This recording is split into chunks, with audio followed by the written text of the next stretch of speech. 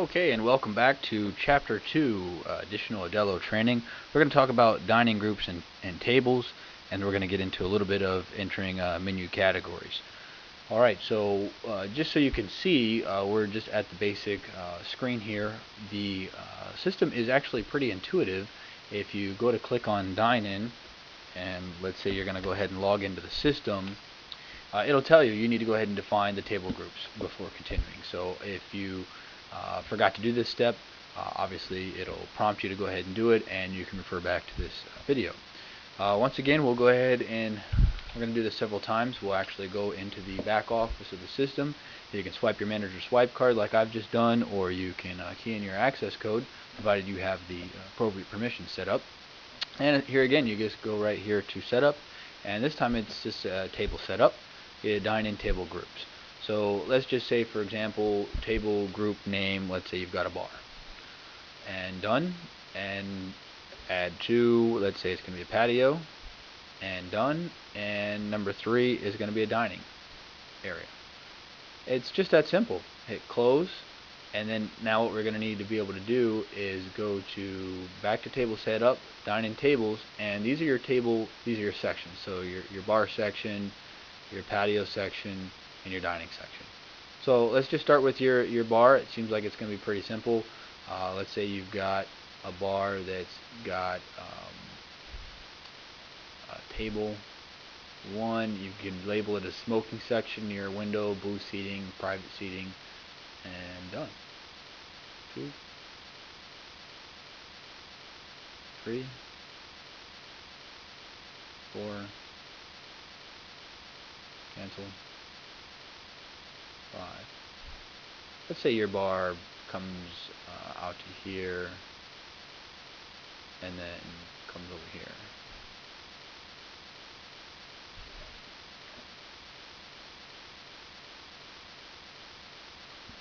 And then if you want to go to the patio area, say you have some tables here. So dining table names must be unique. So that is unique for the whole system. The reason why I went ahead and entered the number 1 for you is because I just wanted you to be able to see that obviously you already have 1 through 8 here. So although it's a different section, it should still be consecutive. Your patio area would have maybe table number 9 here, and maybe table number 10 here, and 11 here. And then maybe on the other side they've got 12 and 13. And then if you want to, you can put it as total seats, if you want to put how many top that would be. And we'll go ahead and do the dining area. So you've got your bar, and your patio, and your dining.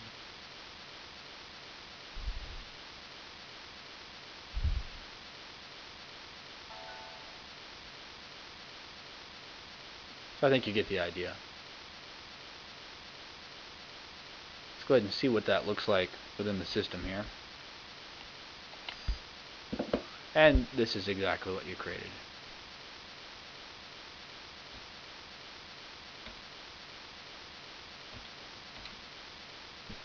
So your menu is blank right now because remember it's deleted. Obviously, if you have your menu was already done, then your menu would appear here. And your table layout, once again, dining, your patio section, bar. If you've only got 1 section, or if you don't even have a section, there's actually a pretty neat trick. Just call us, and we can actually turn this function off if you've just got walk up.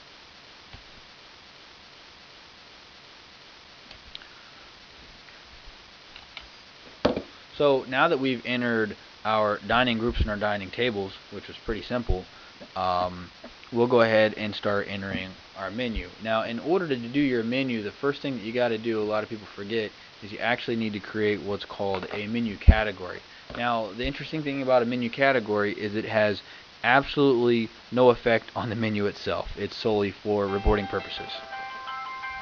So what that means to you is that if you're going to do any type of reporting in the system, you'll probably want to keep track of exactly what is being sold and where. So in this example, let's say you're going to do a bottle drink.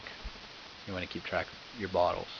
And if, let's say you have maybe fountain drink. You want to keep track of that. And maybe you want to keep track of your appetizer. And maybe you want to keep track of your breakfast. So just to show you here, when you go ahead and dine in and you click on the table into your guest number, there's no menu. There's nothing in there.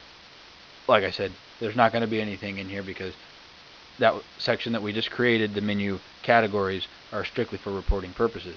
So what we need to do now is create departments and then items under the departments, and I'll show you how simple that is.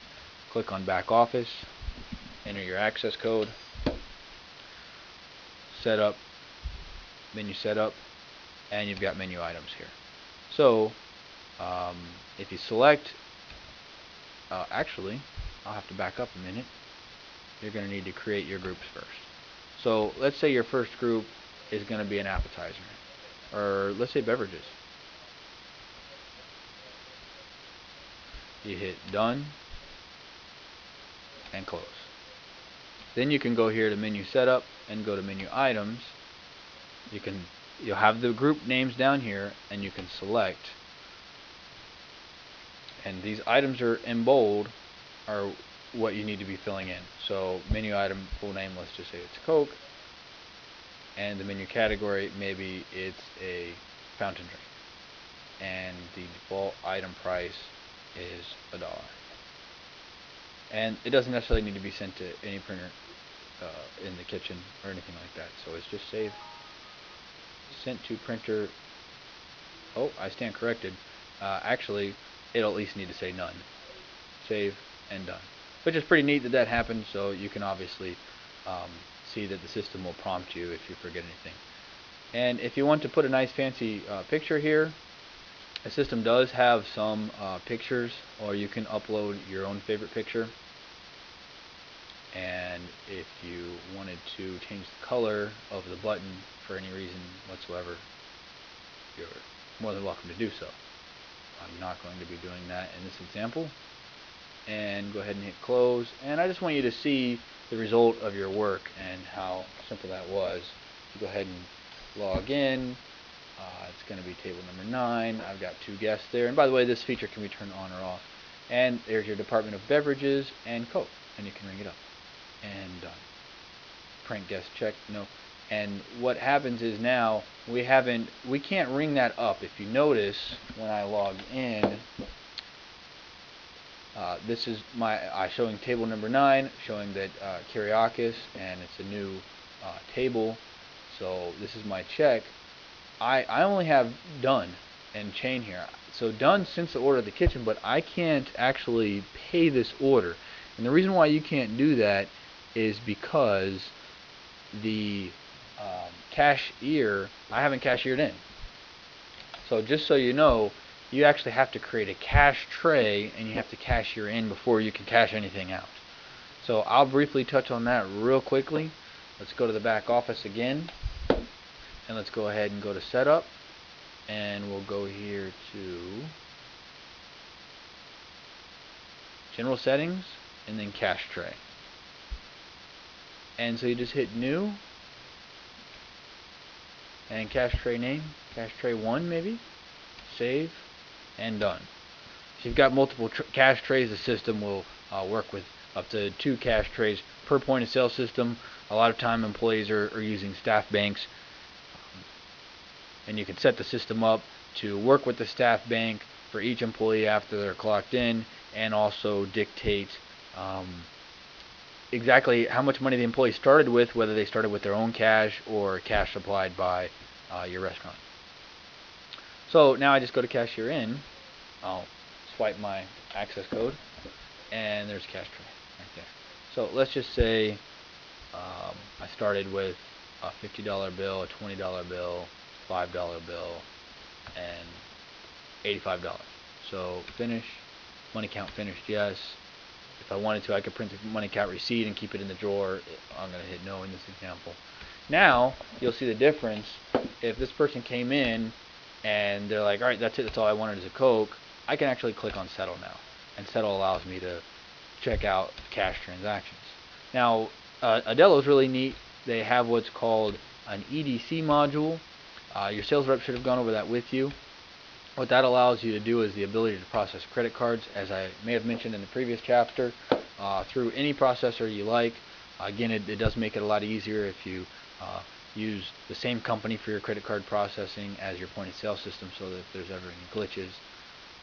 And the EDC module, Adello does own, and it actually allows you to, sorry about that, when you ring up a Coke, click on settle, you would then just select the appropriate card and then swipe it, and you could process. Right now it's not set up for that. It's just set up. You could also process credit cards externally if you chose to, so it would just be for the exact amount of $1 and there wouldn't be any change. You could process it through your external credit card machine, staple it, and include it into your cash drawer. If you're going to have a point of sale system, to have an external credit card machine would be kind of pointless, because the point of sale system is designed to make it seamless for you and make your operation more efficiently. You'd have to run double reports, your batch on your external credit card machine plus your batch for your point of sale system. But you can definitely do it if you so choose to, and maybe if you're locked into a contract or something like that. Which also talk with your sales rep. They have the ability to work with contracts and absorb those or buy them out. So I'm going to go back here to menu setup and menu items, and so I've only added the department of beverages right now. So let's just go here to menu groups, and let's just say I wanted another beverage or another department right under it, and let's say it was going to go ahead and be appetizer. Hope I spelled that right. And then setup, menu items. And right now it says Coke, but all I have to do is select on appetizer, and then it's real easy. I just type. Now, for this part here, you're going to need a keyboard and mouse. The keyboard and mouse is not going to be needed once all the programming is done. Your system is fully touch integrated. I recommend you taking the keyboard and mouse, unplugging it from the system, and just storing it in maybe a back office or a drawer, and if you need it for any kind of customer service issues or anything like that, you'll have it later. So cheese sticks would be under the appetizer department, or you could create a menu category if you wanted to, which we already went over, and just call it food if you're just wanting to keep track of that. But I just created appetizers, and my cheese sticks are $4.95, and save. And here again, I forgot the printer for the kitchen. It went ahead and prompted me, but if I wanted to, I could print it into the kitchen so that it could get made. Save and done. And then close, and just to return to POS, sign in. I just want you to see the result of the work. It's pretty self-explanatory. Here's your appetizers now, cheese sticks. So, and we have multiple departments, and you could also, if you wanted to, guest 3 is getting the cheese sticks, and guest 2 is getting the Coke, and hit done.